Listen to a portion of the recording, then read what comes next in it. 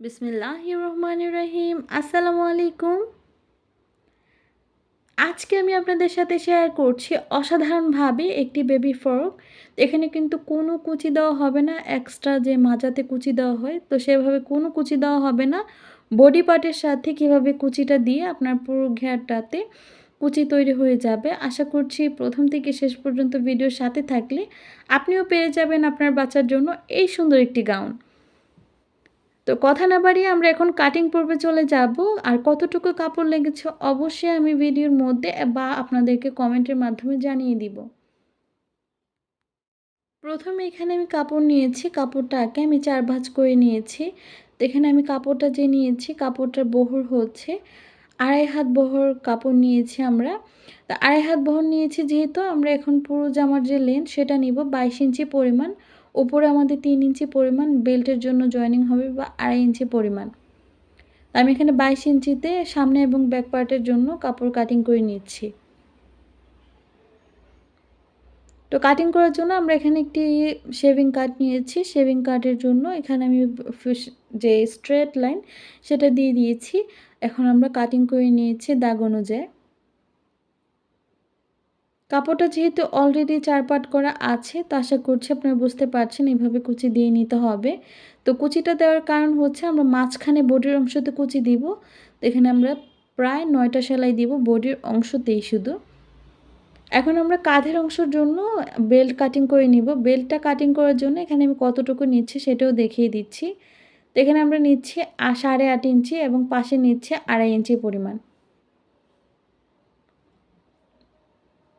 তো ২.৫ ইঞ্চি নেওয়ার কারণ হচ্ছে আমরা যখন এটাকে উল্টে নিব তো তখন কিন্তু সেলাই করার পর আমাদের ১/২ ইঞ্চি চলে যাবে।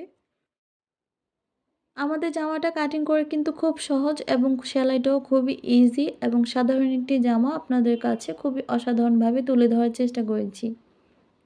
প্রথমে কাপড়টা আরমোল সাইডটা একটু বাদ রেখে সেলাইয়ের অংশ বাদ রেখে এখন আমরা কুচি দিয়ে নিচ্ছি বডির মেজারমেন্ট অনুযায়ী।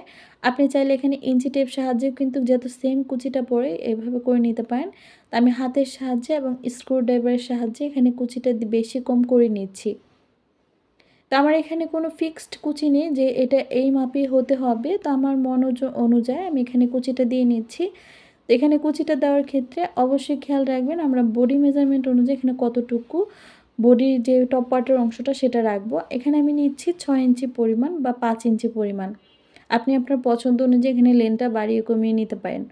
কুচিগুলো ধরে আমি হাতের সাহায্যে এক সাইড থেকে টান দিয়ে রাখছি যাতে কাপড়টা সমান থাকে। তাহলে এই কাপড়টার উপর থেকে আমরা যখন ডাবল সেলাই করে দিব তো সেক্ষেত্রে ইজি হয়ে যাবে।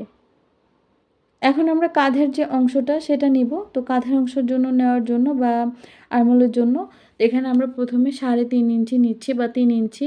৩ ইঞ্চিতে কিন্তু আমরা আরমোলের অংশও ৩ ইঞ্চি নিয়েছি। গলার পাশেও ৩ ইঞ্চি এবং আরমোলেও ৩ ইঞ্চি নিয়ে আমরা কাটিংটা করে নিয়েছি। এখানে যেহেতু বডি মেজারমেন্টের কোনো প্রয়োজন নেই। যেহেতু বডি মেজারমেন্ট এমনিতেই হয়ে যাবে যেহেতু খুবই ঘেরওয়ালা জামা একটি। তো আমরা ব্যাক পার্টও সেমভাবে সেলাই করে নিয়েছি। এখন হাতার অংশগুলো কিভাবে জয়েনিং করতে হবে সেটাও দেখিয়ে দিব। তো হাতার অংশ জয়েনিং করার জন্য প্রথমে হাতার যে ভাঁজ দিকগুলো একদিকে রেখে আমরা এটাকে উল্টে নিব। উল্টে নেওয়ার ক্ষেত্রে অবশ্যই খেয়াল রাখবেন যাতে হাতার যে সেলাইয়ের অংশটা সেটা আমাদের যাতে কাঁধের অংশের দিকে পড়ে এবং সমান দিকটা যাতে আমাদের উপরের দিকে পড়ে। আমি এখানে ১ ইঞ্চি পাশে একটি কাপড় কাটিং করে নিয়েছি। এটা আমরা এখন উল্টো পাশে কিন্তু এভাবে দিয়ে সেলাইটা করে নিচ্ছি।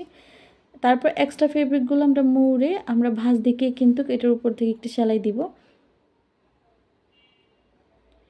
এটার উপর দিয়ে সেলাই দেওয়ার ক্ষেত্রে অবশ্যই খেয়াল রাখতে হবে যাতে এক্সট্রা ফেব্রিকগুলো আমরা কাটিং করে দিই।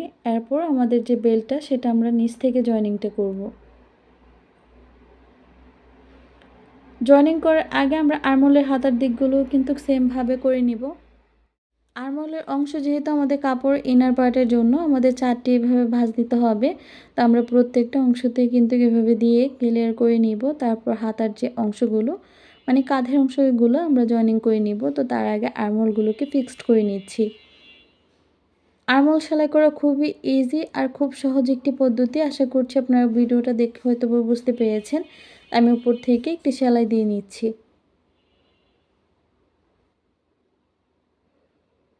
সেলাই দেওয়ার পর আমরা কিন্তু এখন যে বেল্টের অংশটা সেটা একদম লাস্ট থেকে এভাবে জয়েনিংটা করে নিব। জয়েনিং করার পর অবশ্যই ডাবল সেলাই দিয়ে দিয়েছি। এখন আমরা আরেকটি হাতার কাজও কিন্তু এখানে অ্যাডজাস্ট করে নিচ্ছি। সেমভাবে আমরা ব্যাক পার্টের অংশও জয়েনিং করে নিব। ব্যাক পার্টের অংশটাও আমরা জয়েনিং করে নিচ্ছি। যেহেতু ব্যাক পার্টের কাজ আমাদের হয়ে গিয়েছে, এখন আমাদের বডির অংশ অনুযায়ী সেলাইটা দিয়ে নিতে হবে। তো এই সেলাইটা দেওয়ার পর কিন্তু জামাটা সেলাই করা প্রায় কমপ্লিট হয়ে গিয়েছে। তো আমরা এখন বডি মেজারমেন্ট অনুযায়ী এখানে সেলাইটা বেশি কম করে নিব আমার বাচ্চার বডি অনুযায়ী। তো সাইডে আবার একটি ডাবল সেলাই দিয়ে দিচ্ছি। এভাবে সেলাই দেওয়ার পর আরেকটি আমি ইঞ্চি টেপ নিয়ে মাপ দিয়ে তারপর বডি সেলাইটা আবার দিয়ে নিচ্ছি। এখানে আমি 13 ইঞ্চি রাখছি বডির যে ফিক্সড সেলাই, তো সেটা রাখার পর আমি আবার একটি ঘুরিয়ে সেলাই দিয়ে নিয়েছি। সেলাই দেওয়ার পর আমাদের কাজ হচ্ছে দামানের পোর্শন। দামানের পোর্শনে আমরা চিকন করে সেলাইটা দিব, যাতে দেখতে খুব বাজে না লাগে আর খুব সুন্দর লাগে। দামানের পোর্শনটা সেলাই করার পর কিন্তু আমাদের সেলাইয়ের অংশ কিন্তু প্রায় শেষ হয়ে গিয়েছে।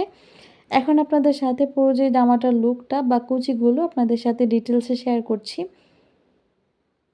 টেবিলে রেখে আপনাদেরকে ভালোভাবে দেখিয়ে দিচ্ছি। আমাদের যে বডির যে কুচিগুলো সেটা কিন্তু আমাদের মাজাতেও কমপ্লিট হয়ে গিয়েছে।